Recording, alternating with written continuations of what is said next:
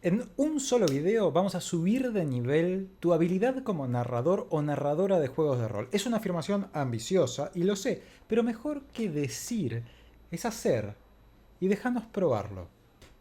Por cierto, todo lo que te voy a decir ahora no solo tiene un consenso artístico entre los escritores, los guionistas, incluso quienes proponen y hacen tiras de cómics, sino que tiene consenso científico. ¿Sí? No vas a ver acá uno de esos consejos de las 10 mejores builds de pícaros o cómo jugar el mejor bárbaro en D&D quinta edición. No, acá vas a ir a algo más profundo, vamos a ir al hueso. Así que vamos a hablar también de estudios científicos, porque sí, acá en Tomate 20 te traemos data de la buena. Empecemos con ponernos de acuerdo en que narrar es un arte, ya sea en su forma escrita, en la literatura, ya sea a través de películas, de series de televisión, de cómics, de lo que se te ocurra. Narrar es un arte, y como toda arte tiene sus técnicas, desarrolladas a lo largo del tiempo, con divergencias, diferentes escuelas y estilos, por supuesto, géneros dentro de cada arte. Así como en la música hay distintos géneros musicales, pero también hay reglas sobre lo que funciona y lo que no funciona. En el arte de narrar, sea con la palabra escrita o de forma oral, hay cosas que funcionan y cosas que no funcionan. En el rol, que también tiene un componente lúdico que no negamos, hay muchísimo, un montón de narración. Y por ende, traer las herramientas, los elementos, los conceptos que nos permiten narrar bien es elemental para que vos, del otro lado, en tu mesa puedas tener la mejor experiencia posible. Siempre puede ser todo un poquito mejor y además con poco esfuerzo. Así que adentrémonos en el mundo de este concepto que se conoce como mostrar en vez de decir, o más popularmente en inglés, show, don't tell. En 1996, dos científicos, Tankard y Hendrickson, hicieron un estudio para comprobar si era verdad esta frase tan repetida por escritores y narradores del show don't tell. ¿Sí? Una frase que aparece en cualquier manual de buena escritura, de estilo, y entre innumerables videos que recomiendan cómo mejorar la narración o la escritura o cómo hacer buenos guiones de cine. Tankard y Hendrickson se propusieron llevar esta hipótesis, esto que parecía una verdad indiscutida dentro del mundo artístico, y comprobar científicamente con un experimento si efectivamente, por lo menos en el mundo de la literatura, esto tenía una correlación fáctica, si de verdad mostrar en vez de decir causaba un efecto. Y no te preocupes, vamos a dar ejemplos de qué es mostrar en vez de decir, pero seguime en esto para saber que lo que estamos diciendo no es meramente un capricho de la academia artística, no es alguien desde una torre de marfil diciendo esta es la única manera de escribir, sino que está sustentado por estudios científicos, entre ellos este, pero otros más, que demuestran que efectivamente hay ciertas cosas que en el arte de escribir o en el arte de narrar y de contar funcionan mejor. Y esto no es nada nuevo. El propio Tolstoy decía que él no contaba sus historias, sino que las mostraba a través de sus personajes, que permitía que ellos mostraran su historia. Una primera aproximación, si se quiere, a la versión moderna de este consejo, que es la que conocemos como Show Don't Tell. William Noble, por ejemplo, escribió un libro cuyo título es Show Don't Tell y que está dedicado específicamente a tratar en la práctica este consejo. Es un libro de consejos, de tips para escritores, de recomendaciones sobre cómo llevar a la palabra escrita algo tan elemental y tan desarrollado. Incluso Tom Wolfe, padre de lo que se conoce como el nuevo periodismo, esta revolución periodística de las décadas del 50, 60, 70, donde los periodistas empezaron a incorporar elementos de la ficción, ¿no? de la manera de escribir, de la literatura de ficción, a los relatos periodísticos, cuenta que uno de los aprendizajes que tuvieron estos periodistas en sus redacciones fue el incorporar este concepto, el de mostrar en vez de decir. Pero déjame que te cuente cómo fue el estudio de Tankard y Hendrickson. Ellos tomaron algunas de las revistas de mayor circulación en ese momento, por ejemplo National Geographic, y revistas de ese tipo, e identificaron párrafos, oraciones dentro de los diferentes artículos que había en las revistas que eligieron, que podían calificar como párrafos que eran del tipo show o párrafos que eran del tipo tell, ¿no? O sea, párrafos que mostraban y párrafos que contaban o decían. Los pusieron en una lista, los mezclaron y de cada uno escribieron la contraparte. Es decir, por cada oración que tenían que mostraba, escribieron su equivalente que decía y viceversa. Luego lo mezclaron e hicieron varios temas, como si fuera una evaluación, una prueba del secundario, varias versiones del mismo formulario, y se las dieron a los participantes del estudio.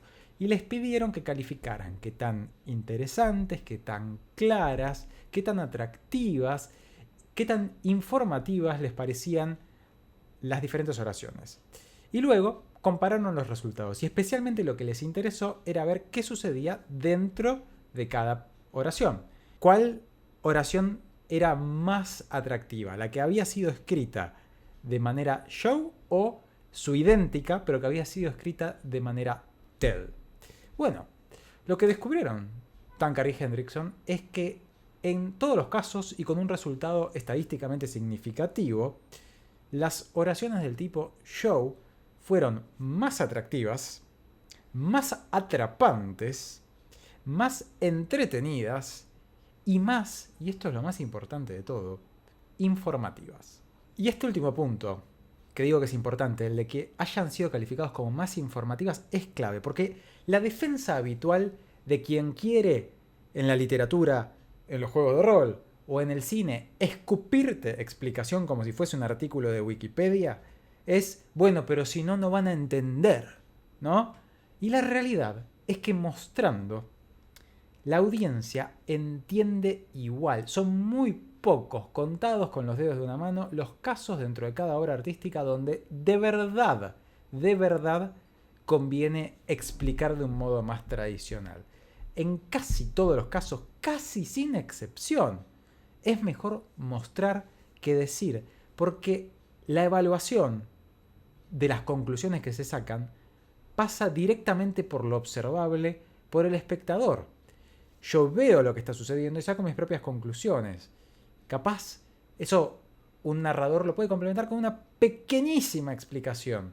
Pero es importante recordar que en este estudio se demostró que entre sus equivalentes, las mismas oraciones escritas de forma diferente, siempre que iban por el lado de mostrar, fueron más informativas que las que iban por el lado de contar. Y este es uno de tantos estudios que muestran el poder de la elección de las palabras. Hay un estudio de un tal Donoghue que muestra, por ejemplo, que ciertos verbos, al ser utilizados, producen excitación por parte del lector, ¿no? Y que otros no. El poder de la elección de las palabras que se utilizan para contar, para describir, para narrar, está probadísimo científicamente. No es un capricho de los escritores, bajado a través de las generaciones en las torres de marfil de la academia. De hecho, en otra obra paradigmática de la escritura de Strunk y White, se llama Los elementos del estilo, ¿no? Un libro escrito en inglés, que habla de lo que es escribir bien. Concepto ambicioso, concepto harto peleado, pero aún así, uno de los tantos tips, consejos estilísticos que dan es este. Es el de ser concreto, el de ser gráfico sobre las cosas que se escriben, el de evitar los altos niveles de abstracción. Y a esta altura yo sé, es posible que alguien que está del otro lado, vos quizás, esté diciendo, no, yo escribo como yo quiero, no va a venir nadie de la academia a decirme cómo voy a escribir, yo al carajo la academia. Y todo el poder para vos. Pero la realidad es que en artes milenarias como el arte de narrar, que podemos trazar su historia por lo menos hasta la antigua Grecia y bastante más también, hay cosas que sabemos que funcionan y cosas que sabemos que no funcionan. Y por supuesto hay géneros, hay estilos y hay gustos sobre todo eso. Pero una cosa, para dar un ejemplo desde la música, es que a vos te guste el metal o que te guste la música clásica, y otra cosa distinta es que no sepas entrarle a los tiempos, el que uses acordes disonantes que no son atractivos al oído para nadie, ¿no? o el que cante fuera de tono y sea un desastre oírte. Por supuesto que hay vanguardistas, por supuesto que hay movimientos que ponen en jaque y dudan ciertas cosas puntuales, pero siempre, siempre, siempre lo hacen tras un profundo conocimiento, sea habiendo estudiado o no, pero con un profundo conocimiento de lo que es lo que verdaderamente controvierten. Entonces mi recomendación, si estás del otro lado y decís, no, no, no, yo voy a narrar como yo quiera, a mí no me van a decir cómo se narra bien en el rol. Bueno, no. No puedo decirte que estés narrando mal porque no te conozco. Y no creo que estés narrando mal para nada, pero sí te puedo decir que estos consejos puntuales permiten narrar mejor. Permiten tener mejores películas, permiten tener mejores obras de ficción literaria, permiten tener mejores cómics y permiten tener, en definitiva, mejores narraciones. Narraciones que le peguen más a la audiencia. Y en el caso de los juegos de rol, tu audiencia son también tus jugadores, sin descontar por supuesto el elemento lúdico del rol que tanto nos divierte de tirar dados con amigos, estar juntos, comer comida y divertirnos cuando alguien tiene una pifia o saca un éxito crítico, que es otra parte del rol. Pero específicamente sobre la parte de narrar, hay cosas que funcionan y cosas que no funcionan. Y hay un amplio espectro de cosas que funcionan y vos podés elegir ahí todos los gustos que quieras. Te puede gustar el chocolate o la crema americana o la frutilla, no hay problema. Puedes ser un narrador de terror, puedes ser un narrador de fantasía épica, puedes ser un narrador que dé todo el control narrativo o que tenga una idea muy clara y quiera tomarlo más de lo normal. Y todas esas cosas tienen pros y contras, pero están dentro de un espectro de lo posible. Pero hay cosas que no funcionan. No funcionan y que si las corregís vas a ser un mejor narrador. Y a esta altura del video, vos seguramente querés que vayamos a lo concreto. Así que vamos a cerrar el video con lo concreto, si les parece. Primer consejo para Show Don't Tell. Ser concreto, no ser abstracto. Si Juan está avergonzado, mejor que decir Juan está avergonzado o Juan te parece avergonzado, es decir que Juan tiene la mirada clavada en el piso y se le ruborizan las mejillas. De esa manera no estás dando una conclusión, no estás dando un concepto abstracto que es la vergüenza, sino que estás mostrando algo visible. Y es el propio jugador, el propio oyente de lo que estás contando, el que saca su conclusión. Otro consejo es ser específico. Por ejemplo, los jugadores entran con sus personajes a una habitación y vos decís que esta habitación está sucia, desordenada y llena de papeles viejos. Por supuesto que eso que contaste, eso que decís, está bien, cumple su propósito, pero puede ser mejor. ¿Qué tal que entran a la habitación y ven sobre el escritorio una pila de periódicos amarillentos, o diarios, como decimos acá en la Argentina, unas revistas viejas con manchas de café y recibos de lavandería de hace varios meses? Sigue siendo una frase corta, pero inmediatamente pinta otro tipo de imagen sobre esto. Son tus propios jugadores los que sacan las conclusiones de que este lugar está medio abandonado, está medio sucio, ¿no?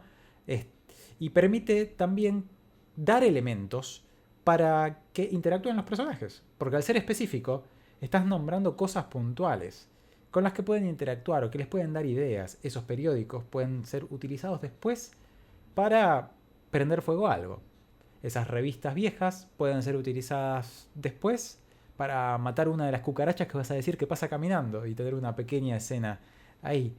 Esos tickets de lavandería, esos recibos de lavandería, pueden ser utilizados como pista para ir a preguntar en esa lavandería cuándo fue la última vez que el propietario de esta habitación, que el residente de esta habitación, fue ahí y poder acercarse un poco más a resolver este misterio. Incluso si no lo pensabas, no estoy diciendo que lo tengas preparado, podría darle pie a los jugadores para que solitos improvisen esto y vos, sin esperarte que hayan pensado en esa idea, tengas una punta más súper interesante para hacerlos sentir que están metidos en la historia, que la dominan, que son geniales, que es lo que busca todo jugador de rol.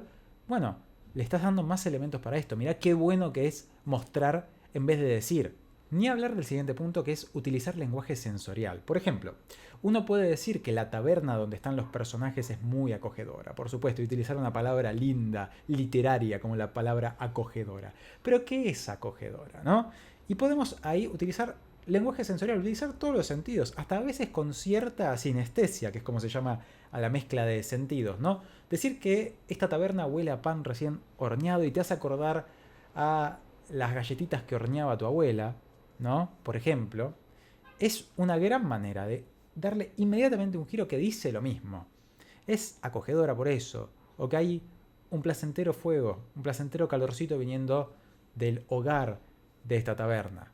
O que cuando apoyan los pies se dan cuenta de que están caminando sobre la piel de un oso, mullida y cómoda.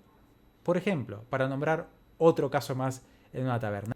Esto jugar con todos los sentidos es muchísimo más potente que dar conceptos abstractos e incluso que dar conceptos solamente de un sentido. No vayas solamente a lo visible. Y el siguiente punto es un tema en sí mismo. Lo vamos a tratar más adelante con suerte y con muchísimos más ejemplos. Pero el diálogo es también una manera más de mostrar en vez de decir. Por ejemplo, si vos querés decir que Juan se fue enojado de la habitación después de lo que le dijo a alguno de los personajes, Juan se va enojado de la habitación después de lo que le decís, es débil, ¿no? Es muy conceptual, vacío, no me genera ninguna imagen mental prácticamente. En cambio, si decís o interpretás que Juan dice, por ejemplo, como máster, vos dirías, ¡esto es inaudito! Y se va dando un portazo. Acabas de decir lo mismo, ni siquiera dijiste que está enojado. Pero no hace falta decirlo. Lo que hace falta es mostrarlo. Y yendo a puntos que son ya más detallistas, pero sumamente potentes, estos requieren práctica, te recomiendo uno más. Este como ya está en un siguiente nivel, que es el de utilizar descripciones de acción en vez de descripciones estáticas. Esta es una manera no solo de mostrar, sino que de mostrar mejor. Por ejemplo, digamos que tenés que describir a un personaje nuevo que se suma, un NPC, llamado María. Y entre las cosas que vas a describir de María, que son varias, vas a describir que tiene pelo negro. Decir que María tiene pelo negro, por supuesto que genera una imagen mental. Pero genera una imagen mental estática. Y nosotros necesitamos, o conviene, que tengamos imágenes mentales dinámicas. Porque María no es una foto. María es una persona que tiene viviente frente a ellos, que se mueve, que actúa, que no está estática mientras pasa el tiempo. Entonces decir que María tiene el pelo negro no está por supuesto mal, pero decir que María sonríe mientras acomoda un mechón de pelo negro detrás de la oreja, inmediatamente pinta otra escena. Ahora esto es más difícil, porque ya entra en un punto detallista y nos saca de ese lugar abstracto que es tan cómodo. Porque en la posición de narrador, uno, al ser la máxima autoridad de lo que está sucediendo, tiende a tratar de transmitir esa sensación de verdad absoluta y dar conceptos, dar explicaciones, dar conclusiones, que es todo lo que no hay que dar para mostrar en vez de decir. Deja que sean tus jugadores los que se expliquen entre ellos y en todo caso corregilos. Deja que sean ellos los que saquen sus propias conclusiones. Hacé al mostrar lo más habitual y al explicar lo complementario. Y si podés, y con práctica, hacelo de forma dinámica en vez de estática. Esto fue el temita que vimos por hoy. Espero que les haya gustado y va a haber más de este contenido acá en Tomate 20.